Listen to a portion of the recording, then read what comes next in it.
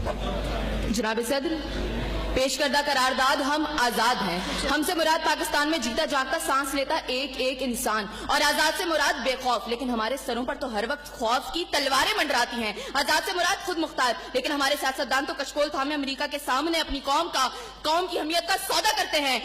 आजाद से मुराद किसी के ताबे ना होना, लेकिन हम तो आज भी उन्हीं जागीरदारों, उन्हीं वडेरों, उन्हीं लुटेरों, उन्हीं जाबिर, उन्हीं जालिम, उन्हीं बेहिस और बेबस हुक्मरानों के ताबे हैं। तो मंतकी एतबार से करारदाद अभी और इसी वक्त मुस्तरद होती है। अगर ऐवान में बैठा कोई एक नौजवान भी खड़े होकर ये कह दे कि हाँ, जितनी आजादी हमें मिली है इतनी ही काफी है, तो मैं अभी और इसी के वक्त यहाँ के बजाय वहां खड़ी हूँ। लेकिन जनाब सदर, हम आजाद नहीं। और ये किस आजादी की बात करते हैं जिस मुल्क में वाटर कूलर से लटकते हुए गिलास को भी जंजीरों में जकड़ के रखा जाता हो, उसमें इंसान क्या और आजाद होंगे?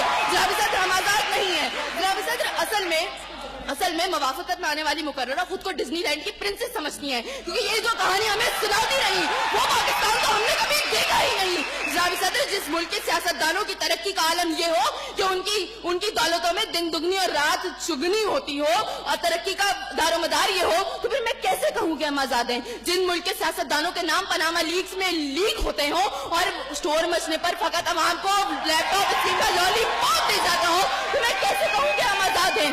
जनाब सदर, जिस मुल्क की हुक्मरानी और हुकूमत का ढांचा तक बैनुल अक़वामी इस्तेमार ने बनाया हो, तो फिर मैं कैसे कहूँ कि हम आजाद हैं? जिस मुल्क का अदलिया का सिस्टम तक किसी और का लिया हुआ हो, तो मैं कैसे कहूँ कि हम आजाद हैं? जनाब सदर, और जिस आजादी की ये बात कर रही थी, जिन हरी झंडियों की बात ये कर रही थी, जब कल यही झंडियां हमारी पैरों के तले रोती जाएंगी और कोई उनको उठाने वाला ना होगा, तो फिर मैं इनसे पूछूंगी कि अरे कौन सी आजादी?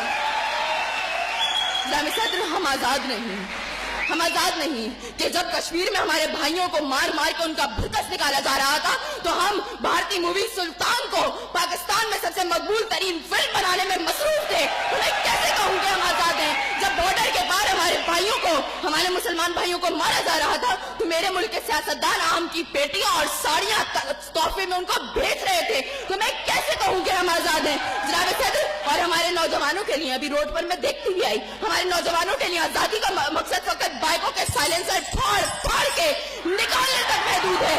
तो मैं कैसे कहूँ कि हम आजाद हैं? और जनाब सदर, जिस आजादी की बात करती है, शायद वो फकत सिर्फ दहशतगर्दों को हासिल है, क्योंकि उनका जब जहां जिसको दिल चाहता है मार देते हैं, और बड़ी आजादी से आकर मीडिया पर कहते हैं हाँ जिम्मेदारी कबूल। तो जवाब में हमारे सियासतदान फकत मुजम्मत